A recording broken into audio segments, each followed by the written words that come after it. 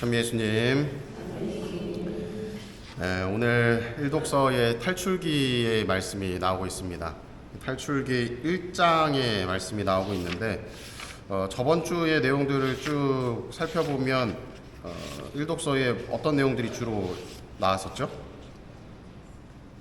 저번 주에 창세기에 야곱과 요셉에 관련된 내용들이 쭉 나왔습니다. 야곱의 자녀들의 이런 어떤 요셉의 어떤 시기와 질투 때문에 이집트로 팔려가게 되고 기근이 들고 그래서 이 야곱의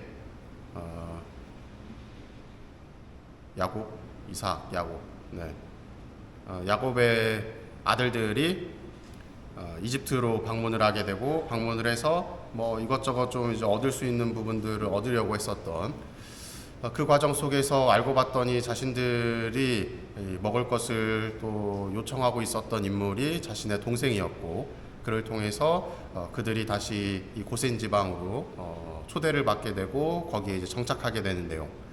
그러면서 뭔가 이 하느님이 하시는 일에는 우리가 알지 못하는 커다란 흐름이 있다라는 것을 표현해 줬었습니다.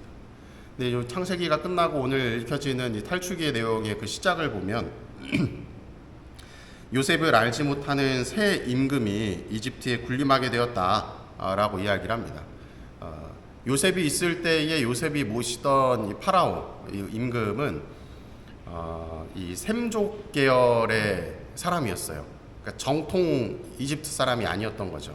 그러니 이 히브리인이었던 야곱이나 요셉이나 이런 사람들을 데리고 오고 또 이주를 시키고 거기에 또 살 수 있도록 해준 그런 것이 이제 가능했었는데 그 이후에 이제 파라오가는 인물이 이 람세스이거나 아니면 람세스 2세라고 이야기를 하는데 그 당시에는 이제 이집트의 정통 파라오였던 거예요. 그러니 이민족들이 높은 자리에 있는 것이 달갑지가 않았겠죠. 그래서 요셉의 민족이었던 히브리 민족들을 박해를 하기 시작을 합니다. 그래서 이제 그 나오는 내용이 이제 탈출기의 내용입니다. 여기 보면 이집트인들을 강제 노동으로 억압하고 또 이것저것 피톰과 라메세스를 짙게 타고 그럼에도 불구하고 그들이 번성하는 것을 보고 굉장히 두려워했다. 그래서 고된 일과 온갖 들일 등 그들의 삶을 힘들게 만들었다라고 이야기를 합니다. 그럼에도 불구하고 이 히브리인들의 삶은 어땠을까요? 그 힘든 부분들을 잘 참고 견디면서 하느님께 의지하는 모습을, 하느님께 신뢰를 두는 모습을 놓지 않았습니다. 그래서 이제 나중에 어떻게 되죠? 모세가 등장을 하게 되고 모세가 그들을 탈출시키는 출애굽, 탈출기의 내용들이 이제 쭉 전개가 되는 것이죠.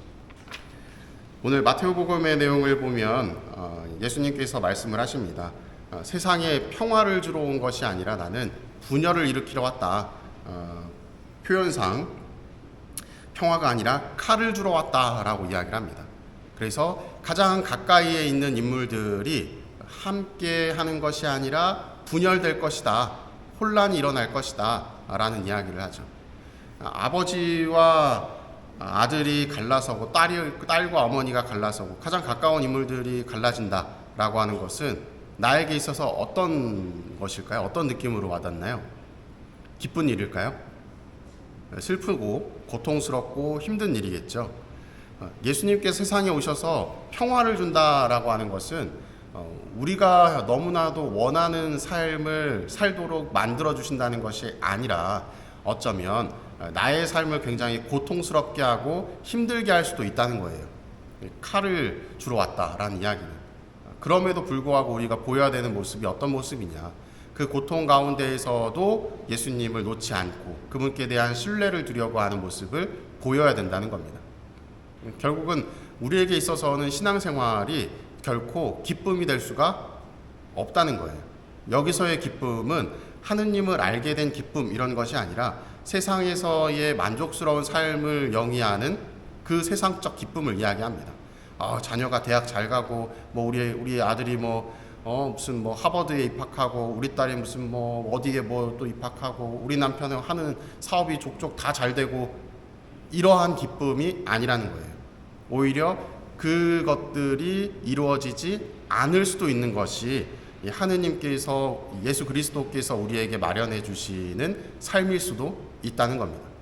그럼에도 불구하고 우리가 보여야 되는 모습이 바로 고통을 감내하면서 예수 그리스도께로 나아가려고 하는 모습이라는 것이죠. 이런 이야기가 있다고 합니다. 어떤 사람이 이 세상에서의 어떤 세상에서의 삶의 회의를 느끼고 수도회에 입회를 했대요. 수도회에 입회를 해서 수도회 생활을 쭉 이어나가는데 행복했느냐? 행복하지가 않았던 거예요. 왜 행복하지가 않았냐? 그 수도회에 있으면서도 자꾸 세상적인 그런 고민들이 자꾸 일어나는 거죠. 그래서 속으로 그런 생각을 했다고 합니다. 나는 수도 생활이 맞지 않는 건가? 이렇게 힘들고 고통스러운데 난 여기서 나가야 되는 것이 맞는 게 아닐까? 하는 생각을 가졌다고 합니다.